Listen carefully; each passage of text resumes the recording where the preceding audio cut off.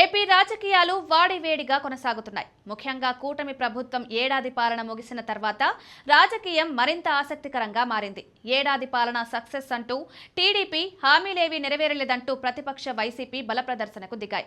TDP సుపరిపాలనలో తొలి అడుగు అన్న కార్యక్రమం ద్వారా గ్రామాల్లో పర్యటిస్తుండగా ప్రభుత్వంపై దశల వారీగా పోరాటంలో భాగంగా వైసీపీ జిల్లా నియోజకవర్గ స్థాయిల్లో విస్తృత స్థాయి సమావేశాలు నిర్వహిస్తోంది. రీకాల్ చంద్రబాబు మేనిఫెస్టో పేరుతో వైసీపీ చేపడుతున్న ఈ కార్యక్రమం రాజకీయంగా వేడి రాజేస్తోంది. మరోవైపు జిల్లాల పర్యటనల ద్వారా వైసీపీ అధినేత జగన్ ప్రభుత్వంపై ఒత్తిడి పెంచుతున్నారు.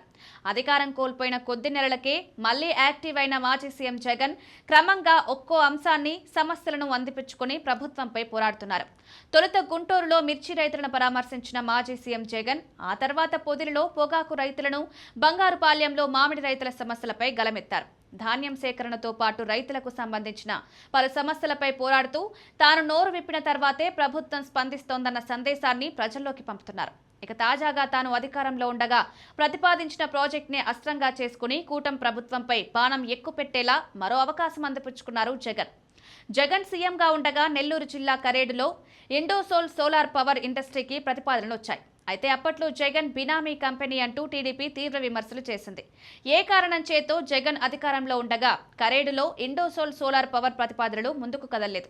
కానీ ఇప్పుడు కూటమి ప్రభుత్వం నాటి ప్రతిపాదనలనే పట్టాలెక్కించింది. అయితే ఇండోసోల్ కోసం పచ్చని పంట పొలాలను సేకరిస్తామని ప్రభుత్వం ప్రతిపాదించడాన్ని రైతులు తీవ్రంగా వ్యతిరేకిస్తున్నారు.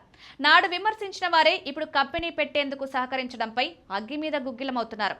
ఇదే సమయంలో మాజీ సీఎం జగన్ ను కలిసి మద్దతు కోరారు. తాడేపల్లి వచ్చిన కరేడు గ్రామానికి చెందిన రైతులు వైసీపీ అధినేత జగన్ తో భేటీయ్యారు. తమ పోరాటానికి మద్దతు కోరారు. పచ్చటి పంట భూముల్లో పవర్ ప్లాంట్ పెడతామని ప్రభుత్వం ప్రతిపాదించడంపై ఆగ్రహం వ్యక్తం చేశారు.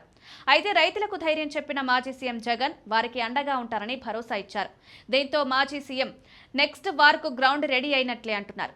ఇప్పటి వరకు జగన్ పర్యటనలపై పలు రకాల విమర్శలు చేసిన అధికార పక్షం ఆయన కరేడు వస్తే ఎలా స్పందిస్తుందనేది ఉత్కంఠ రేపుతోంది.